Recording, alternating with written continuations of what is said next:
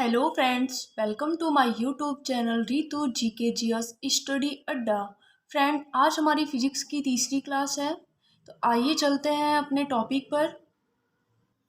Friend, हमारा first question है, किसी कालीन की सफाई के लिए यदि उसे छड़ी से पीटा जाए तो उसमें कौन सा नियम लागू होता है। ऑप्शन है हमारा ए गति का पहला नियम, बी गति का दूसरा नियम, सी गति का तीसरा नियम, डी गति के पहले और दूसरे नियम का संयोजन। तो जैसा कि फ्रेंड हमने गति के नियमों के बारे में पिछली वीडियो में डिस्क्राइब कर दिया है, तो आप लोग जाकर एक बार पिछली वीडियो को देख लीजिए, जिससे ये पता चल जाएगा कि इसमें कौन सा नियम लागू होगा, या आप लोग को अभी याद होगा तो ये भी समझ में आ गया होगा कि कौन सा नियम लागू होगा।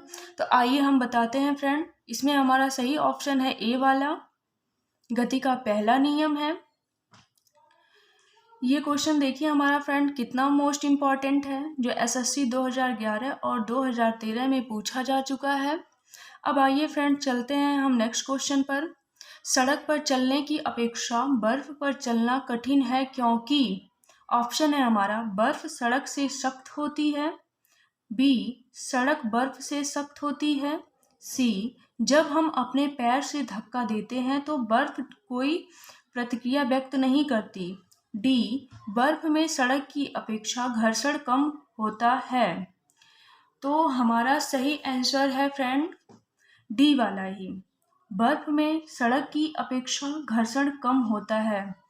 अब हम ये कह सकते हैं कि हमारा डी वाला ऑप्शन ही क्यों सही है, सी बी और ए वाला भी सही होना चाहिए। तो आइए आपको बताते हैं फ्रेंड, जब हम सड़क पर चलते हैं तो वहाँ फ्रैक्शन फोर्स ज़्यादा होता है बर्फ़ की अपेक्षा में, क्योंकि सड़क खुरदुरी होती है बर्फ़ की अपेक्षा में, इसलिए वहाँ घर्षण ज़्यादा लगता है। अब आइए हम आपको बताते हैं ये घर्षण फ्रैक्शन क्या होता है। तो कह सकते हैं फ्रेंड, घर्षण एक तरह का बल है। यह वह बल होता है जो दो वस्तुओं के बीच होने वाली सापेक्ष गति का विरोध करता है। एग्जाम्पल के लिए ले लेते हैं हम फ्रेंड सील और बट्टे को। जब सील बट्टे पर मसाले को पीसा जाता है तो सील और बट्टे के बीच घर्षण बल के कारण ही मसाले बारीक कणों में टूट जाते हैं या पिस जाते हैं, या कुछ भी कह लीजिए। सील और बट्टे की सतह जितनी खुरदुरी होती है मसाला उतना ही बारीक पिसा जाता है। या फिर हम ये भी कह सकते हैं कि उनके बीच घर्षण बल उतना ही ज़्यादा काम करता है। यही कारण है फ्रेंड हमारा डी वाला ऑप्शन सही होने का, क्योंकि सड़क हमारी खुरदुरी होती है बर्फ की अपेक्षा में, इसलिए वहाँ घर्षण बल ज़्यादा लगता है, इसलिए हम वहाँ पे सड़क पर जल्दी जल्दी चल पाते हैं और बर्फ पे थोड़ा धीरे धीरे चलते हैं। तो ये भी क्वेश्चन देखिए हमारा फ्रेंड बहुत ज़्यादा इंपॉर्टेंट है, जो यूपी पीसीएस में 1994 में पूछा जा चुका है। तो आप लोग सारे क्वेश्चन को ध्यान से देखिएगा, ध्यान से समझिएगा, क्योंकि ये सारे क्वेश्चन कभी भी कहीं पे किसी भी एग्जाम में पूछे जा सकते हैं। हम गारंटी के साथ तो नहीं कह सकते हैं, लेकिन हाँ पूछे जा सकते हैं क्योंकि इम्पॉर्टेंट हैं।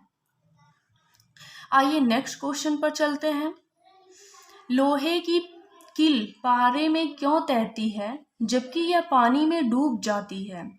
ऑप्शन है हमारा लोहे की पारे से रासायनिक क्रिया की प्रवृत्ति पानी की तुलना में कम होने के कारण, बी लोहे का भार पानी से अधिक है तथा पारे से कम है, सी लोहे का घनत्व पानी से अधिक है तथा पारे से कम, डी पारा पानी से भारी है। तो आइए पहले हम क्वेश्चन को ही पढ़ते हैं, क्वेश्चन से हमारा क्लियर हो जाएगा कि हमारा कौन सा ऑप्शन सही है। लोहे की कील पारे में क्यों तैरती है। तो फ्रेंड ये समझिए कि पारे की डेंसिटी जो होती है वो लोहे से ज़्यादा होती है। डेंसिटी मतलब घनत्व मतलब सघनता या घनापन, जो भी आप कह लीजिए, वही पारे की डेंसिटी लोहे से ज़्यादा होती है, इसलिए लोहे की कील पारे में तैरती रहती है। जबकि पानी में क्यों डूब जाती है? क्योंकि लोहे की डेंसिटी पानी से अधिक होती है, मतलब पानी की डेंसिटी लोहे से कम होती है, इसलिए लोहे की कील पानी में डूब जाती है। तो हमारा इससे क्लियर हो गया होगा फ्रेंड कि हमारा कौन सा आंसर सही है। तो हमारा सही आंसर है फ्रेंड सी वाला, लोहे का घनत्व पानी से अधिक है तथा पारे से कम है। 1 मिनट के लिए आपको समझा देते हैं फ्रेंड, पारा क्या चीज होता है। तो पारा हमारा एक तरह का चमकदार धातु है, जिसे कभी कभी क्विक सिल्वर कहा जाता है।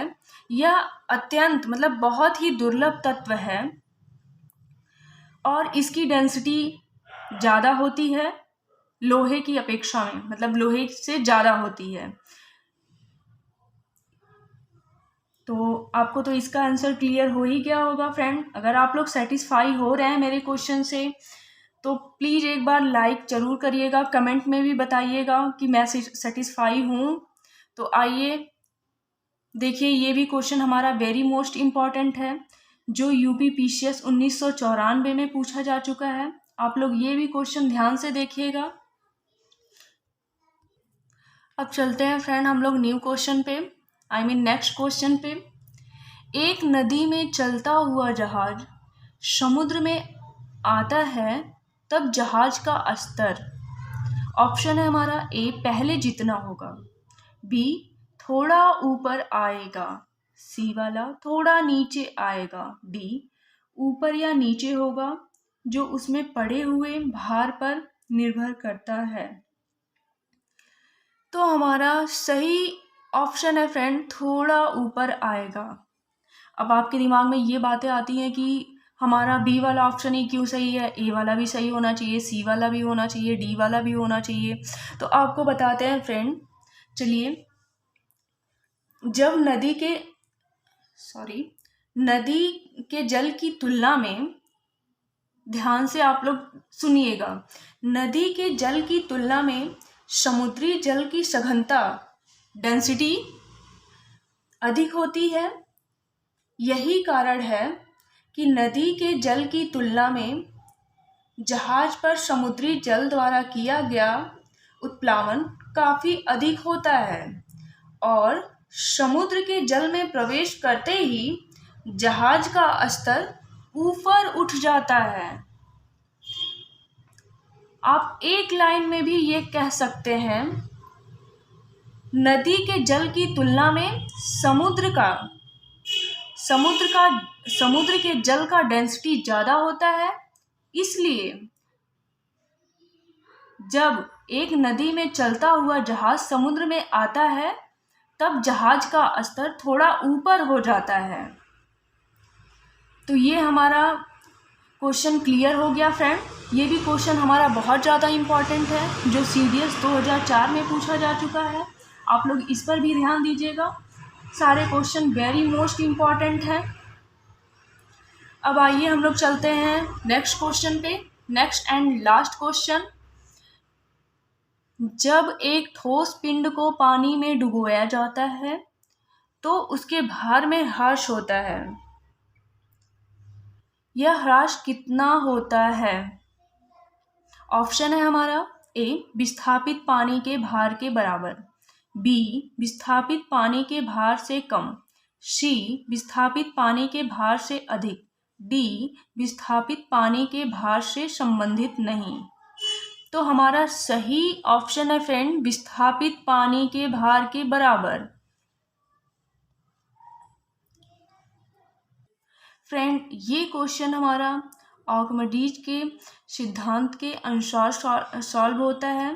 तो आप लोग एक बार आर्किमिडीज का सिद्धांत पढ़ लीजिएगा। हम बताने लगेंगे तो वीडियो काफ़ी ज़्यादा ही लंबी हो जाएगी, तो आप लोग एक बार उसको पढ़ लीजिएगा। उसी के बेस पर ये क्वेश्चन सॉल्व हुआ है। ये क्वेश्चन भी हमारा मोस्ट इम्पॉर्टेंट है, जो एनडीए 2012 में पूछा जा चुका है। अब आइए फ्रेंड अब हमारा क्वेश्चन ख़त्म होता है। तो thank you for watching this video. और फ्रेंड अगर हमारी वीडियो में कोई कमी रह गई है तो आप लोग उसे कमेंट बॉक्स में ज़रूर बताइएगा। आई होप फ्रेंड हम आप लोगों को जितना क्वेश्चन बताते हैं सोचते हैं कि आप लोग मेरे क्वेश्चन से सेटिस्फाई हो गए होंगे। अगर नहीं हुए तो भी कमेंट बॉक्स में ज़रूर बताइएगा। तो thanks friend, thank you again.